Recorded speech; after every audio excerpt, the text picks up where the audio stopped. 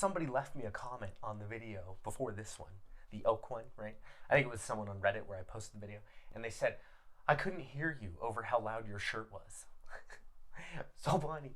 So, you know, I'm a man of the people. I listen to my critics.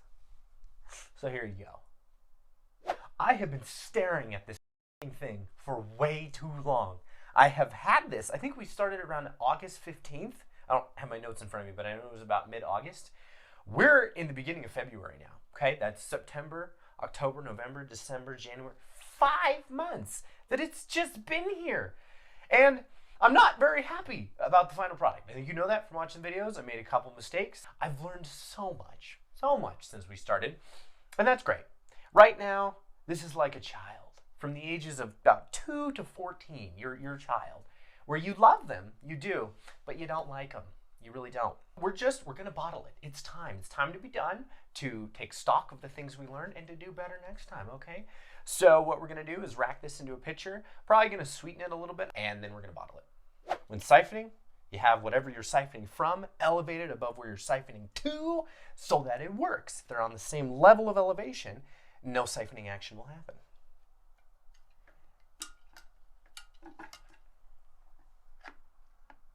And you'll remember I oaked this last time. Curious to see after 6 weeks how it tastes. I think I tasted it at 2 weeks, didn't notice much of a difference from the spiral. Now it's been left in for obviously well over 6 weeks, but these oak spirals only contribute flavor for 6 weeks, and then the flavor is fully extracted. You don't get any more oak flavor. So the label says anyway. Watch this just taste like bark. Okay, before I make any adjustments, any sugar adjustments, I'm gonna take a taste of it and see where it's at and offer you an evaluation. Because you can't taste it, you're gonna need me to describe it. Alrighty, obviously on color, I mean, I know you can't see it because this is an opaque glass, but it's hazy, right? It is not transparent the way you normally want wine to be. The reason that happened is because I used an unfiltered apple juice when I made it to get a little bit more of that appley flavor. Don't really know if that's how that works, but that was my intuition at the time. Smell-wise, it does smell cinnamony, like the allspice, nutmeg, kind of caramely. It smells like apple pie, which is good. I realized I left the cinnamon stick and the whole clove in there this whole time. I think the last video was about a month and a half ago, maybe 2 months ago at this point. That's way, way too long to leave spices in your wine or mead. It's going to make the liquid bitter at that level of exposure. Now I know, okay? I found that out when I made the Acerglyn. So, you live, you learn, and we improve every day.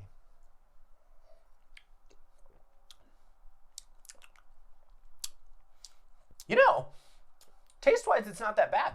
It's just not very sweet. I think a lot of that sugar may have fermented out. Maybe that higher bitterness from the spices kind of makes it taste less sweet. You get a lot of cinnamon. You get kind of a baked goods kind of taste, you know? Like the crust of an apple pie kind of comes through really well, and obviously the apple flavor. So the oak spiral in there did not contribute at all the same flavor profile as the light toast oak spiral is. Because you remember, this is a heavy toast one. That gives more caramel, hazelnut, vanilla notes. This has it. Vanilla, that's the other flavor that comes through really well, is vanilla. I think with some sugar, this is actually going to be pretty decent. I'd give it a B+. Good for me. Good for us. These f***ers are so difficult to read. 1.0010. You'll recall from video number 2 in this series, I increased the gravity to 1.020 after fermentation, added some sugar. So 10 points of gravity were consumed by the yeast and actually now contributed that much more alcohol. I think that increased probably by about 2%. So I think originally we were looking at a 9% ABV beverage. Now we have an 11%. Now it's officially a wine. Because you'll remember, cider is 10% ABV or less, or I guess less than 10. 10% or greater is wine, okay? Doesn't matter. Names are not important. They're arbitrary. You'll recall, the gravity was 1.010.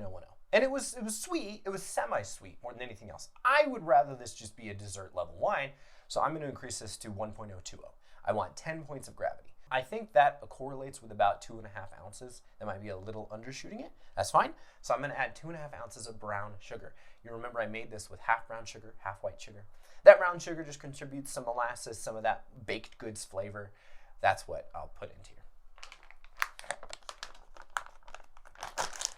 on second thought, I'm only gonna do 1.5 ounces. Just a little touch and see if that's all I need. Because brown sugar really overpowers things. If you use too much, it's a very potent tasting sugar rather than white sugar, which is just a neutral sweet flavor. You want to do less, err on the side of caution. Okay. Just gonna stir it around now.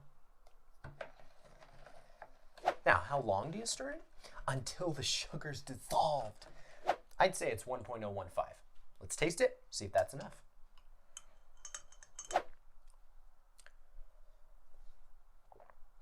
Now, I'm gonna add 1.5 more ounces. It's sweeter, a little bit, but I think for a full balance, especially from that overexposure of the spices and the kind of more bitter edge they're now adding, I need a higher threshold of sweetness to balance it all out. Okay, turned out to 1.7, so the total addition so far are 3.2 ounces. Alrighty, let's see.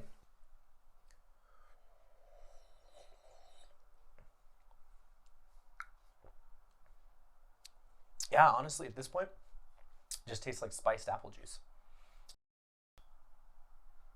I think, though, if we're being honest, I preferred it when it was drier. I think the sweetness kind of blanketed over the other, like, sensations I was getting, kind of a burn from the alcohol, a kick from it, maybe a little bit of that bitterness, which I found more interesting. Now it just tastes like apple juice, which I think a lot of people will like and appreciate. My palate's kind of changing where I prefer things a little less sweet with a little more variety to it. Either way, this is pretty good. I'm gonna give this a B- now. That's okay. You live, you learn. And we'll get an A+ next time. Before we bottle though, we just need to add our preservatives. Okay, I'm gonna add potassium sorbate so that fermentation doesn't kickstart up again and the bottles build up in pressure and explode. We don't want that. And I'm gonna add potassium metabisulfite. Sulfites prolong the shelf life of your wine, okay, from essentially 2-ish years to 10 years if you sort in ideal conditions, okay? So I'm gonna add both of those. For a longer explanation of what those things do, you can check out my video, my third video with Ashley, the Let's Bottle It and Fix It Raspberry Wine Part 3, okay? So at bottling time, or whenever you back sweeten, you wanna use half a teaspoon of potassium sorbate. And then you want to use a 1/16 of a teaspoon of potassium metabisulfite. Once again, I only have a teaspoon that goes to 1/8 of a teaspoon. I'm going to use roughly half of it, and I'm going to underestimate the amount because if you do too much sulfite, you can start to taste it, and that'll never ever go away. So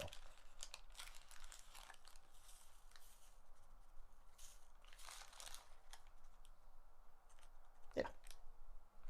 For the bottling, we have the magical bottling wand, all right? It just controls the flow, turns it on and off so you can move from bottle to bottle. And then we have the exact same siphon.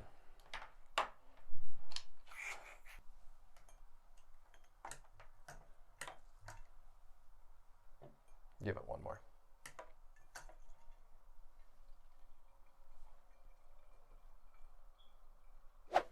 And that's it. We are finally done. I was able to get 3 750 milliliter bottles out of it, and then this half 350 milliliter. I'll either put it in the fridge now or take it to work and we'll just drink it. So, recap. What did we do wrong? What can I do better next time? Well, number one, don't overspice your meads or wines, okay? 6 or 7 weeks with spices in the fermenter is too long. It'll make your wine bitter. Number two is make sure your fermentation vessel is secure. If it has an airlock, make sure that airlock is actually in there. You need to see some differential pressure to show that there's not air just getting in there. It'll strip away all those flavors. Number three, generally use white sugar when back sweetening, okay? Brown sugar is just too overpowering, so it needs to be used sparingly. So especially if you like the flavor profile of your wine but just want it sweeter, use white sugar. But when you really reflect on it, given all those mistakes, I did pretty well. I'm not unhappy with this. I think it turned out tasty, and I'm gonna share it with people, but I know how to do it better moving forward. And I can use those lessons in many different ways, and so can you. So thank you for watching this video. If you liked it, go check out part 1, 2, and 3, and subscribe, leave some comments with questions, and come back around next time. Thanks. Bye-bye.